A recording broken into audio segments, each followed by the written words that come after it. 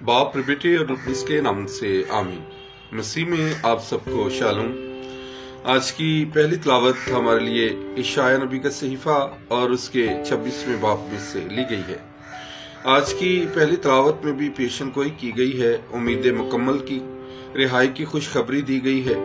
खुदा रास्तगार कौम को सलामती से रखेगा और तंबीह की गई है कि खुदावंद पर तवक्कल रखो।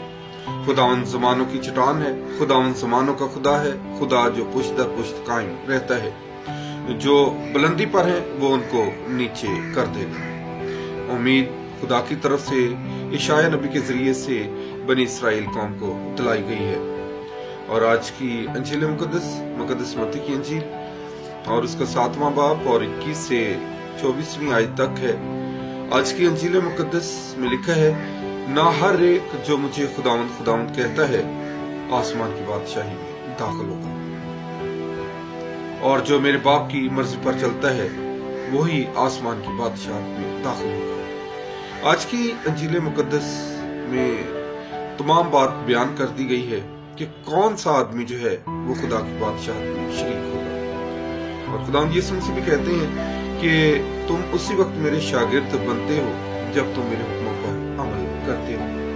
हमने अपनी जिंदगी पर गौर करना है, सोचना है कि खुदावंद यीशु मसीह के हुक्म क्या है, बाप हमसे क्या चाहता है। और जिस तरह से बेटे ने बाप की मुकम्मल फरमाबरदारी की, इसी तरह से बाप हमसे भी चाहता है।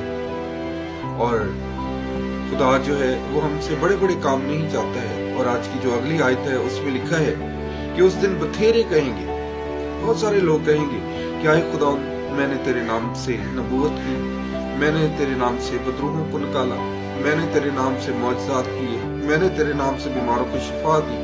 और खुदावंद यीशु मसीह कहेंगे कि मेरी तुमसे कभी वाकफियत भी ना थी। ऐ बदकारों, मेरे सामने से दूर चले जाओ।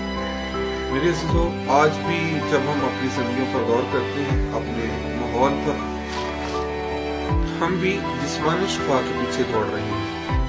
क्या हमने कभी ये सोचा है कि हम यीशु के पास जाएं और उससे कहें कि ऐ यीशु, जो तबीब आज़म है, हमारी रूह को शिफा अता कर।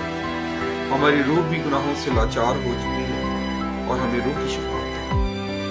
और आज लिखा गया है कि बहुत सारे खुदावंद यीशु मसीह को कहेंगे कि मैंने तेरे नाम से मौजज़ात किए, बदरूहों को निकाला, मैंने तेरे नाम से नबूवत की।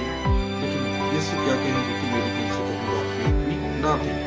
अगर हम अंजील मुकद्दस में पढ़ते हैं तो अंजील मुकद्दस में ही लिखा है कि अगर तुमने इन छोटों में से किसी एक के साथ किया तो मेरे साथ किया।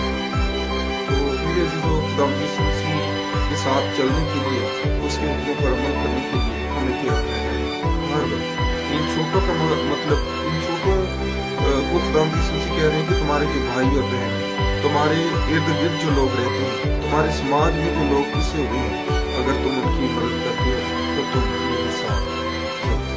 इसलिए जरूर है इन आमद के अय्याम में हम तैयारी करें खुदावंद यीशु मसीह के लिए कि जो हमारे दिलों में जन्म लेना चाहता है, और आम इंसान के लिए हम तैयार रखें।